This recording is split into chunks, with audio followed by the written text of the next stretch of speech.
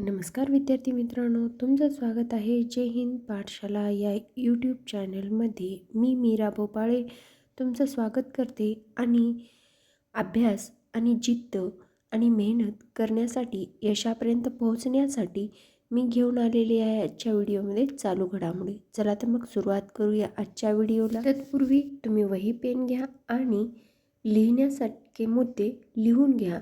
सतत लिहून घेतल्यामुळे तुमच्या लक्षात राहतील चालू घडामोडी. आजचा पहिला प्रश्न आहे, सोमालिया लँडला स्वतंत्र राष्ट्र म्हणून औपचारिकरित्या मान्यता देणारा पहिला देश कोणता ठरलेला आहे? तर तो आहे इस्रायल. ही गोष्ट लिहून ठेवायची आणि औपचारिकरित्या म्हटले ही पण गोष्ट लक्षात ठेवायची आणि पॉईंट नोट करून ठेवायचा.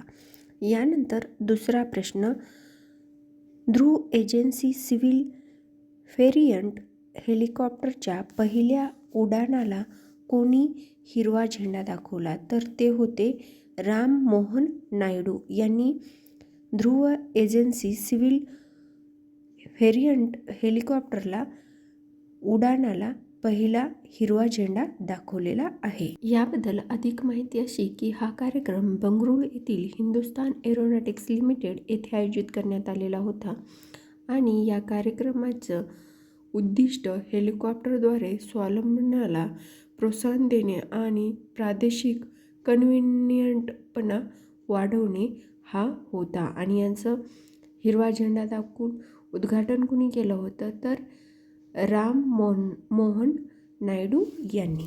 यानंतर प्रश्न क्रमांक तिसरा, 15 ते 20 फेब्रुवारी 2026 दरम्यान होणाऱ्या AI इम्पॅक्ट समितीचे आयोजन कोणत्या देश करेल? तर आपला भारत देश 15 ते 20 फेब्रुवारी दरम्यान जी AI इम्पॅक्ट समिट होणार आहे त्याचं आयोजन करणार आहे.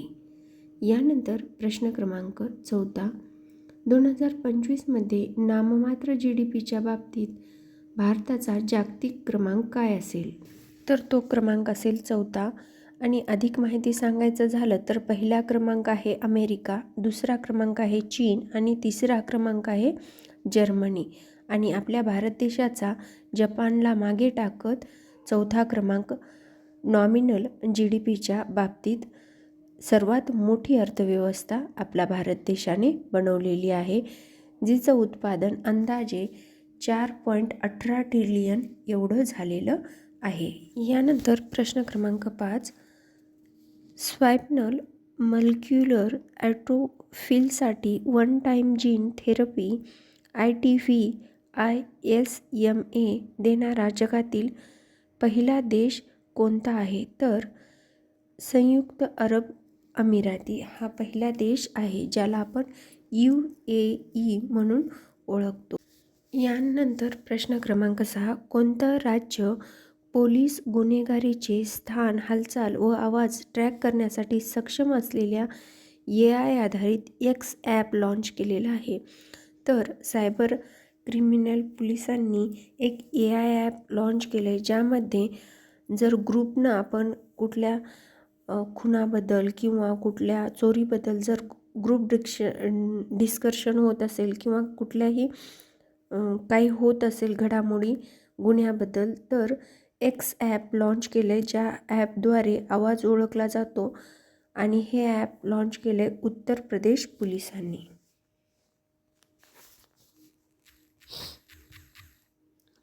यानंतर प्रश्न क्रमांक 7, गंगा खोऱ्यातील कोणत्या प्रकारच्या पक्ष्यांच्या प्रजनन अधिवासाचे संरक्षण करण्यासाठी सरकारने एक प्रकल्पाला मान्यता दिलेली आहे?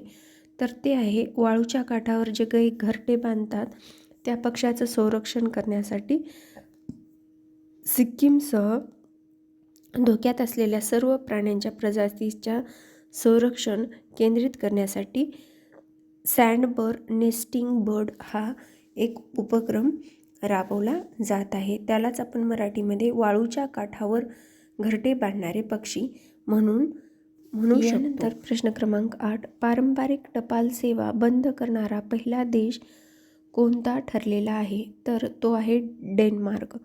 आता आपण एवढं अपडेटेड झालो तरी पण प्रत्येक देशामध्ये जी काही पत्र पाठवण्याची, टपाल पाठवण्याची जी पारंपरिक यंत्रणा आहे ती चालूच आहे आणि त्याचा वापरही थोड्या प्रमाणात होतच असतो.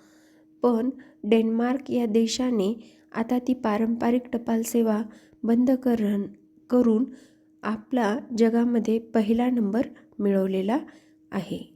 यानंतर प्रश्न क्रमांक 9, इंटेलिजंट ग्रीव्हन्स मॉनिटरिंग सिस्टम सुरू करण्यासाठी दिल्ली सरकारने कोणत्या संस्थेसोबत भागीदारी केलेली आहे? तर ती आहे IIT कानपूरबरोबर त्यांनी IGMS ही कामगिरी केलेली आहे.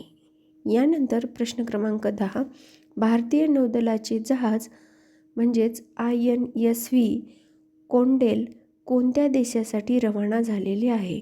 तर ते ओमेन देशासाठी रवाना झालेत आणि ते कुठे जाणार आहे आणि कुठून लॉन्च झाले? तर ते गुजरातमधील पोरबंदर येथून जाणार आहे ओमेनला. मस्कत या ऐतिहासिक प्रवासाला ते जहाज निघालेलं आहे आणि ते इंजिन रहित आहे. एक अद्वितीय जहाज आहे जे इंजिन रहित आहे. यानंतर काही पहिल्या घटना पाहूया. पहिला आसियान भारत क्रूझ संवाद हा चेन्नई येथे झालेला होता. क्वाड 2025ची बैठक भारतामध्ये झालेली होती. ग्रीन हायड्रोजन समिट 2025ची आंध्र प्रदेशमध्ये झालेली होती. AI इम्पॅक्ट समिट ही 2026ची भारतामध्ये होणार आहे. त्यानंतर 25वे शांघाय शिखर परिषद ही चीनमध्ये झालेली होती. आंतरराष्ट्रीय तांदूळ परिषद 2025ची भारतात झालेली होती. पारंपरिक औषधावरील दुसरी जागतिक आरोग्य संघटना जागतिक शिखर परिषद नवी दिल्ली येथे झालेली होती आणि 8वी आंतरराष्ट्रीय सौर आघाडी असेंब्ली ही नवी दिल्ली येथे झाली होती आणि AI इम्पॅक्ट समिट ही 2025ची उत्तराखंड येथे झालेली होती. व्हिडिओ शेवटपर्यंत पाहिल्याबद्दल धन्यवाद. भेटूया पुढील व्हिडिओमध्ये. तोपर्यंत अभ्यास करत राहा, स्वतःवर विश्वास ठेवा. यश तुमचेच आहे.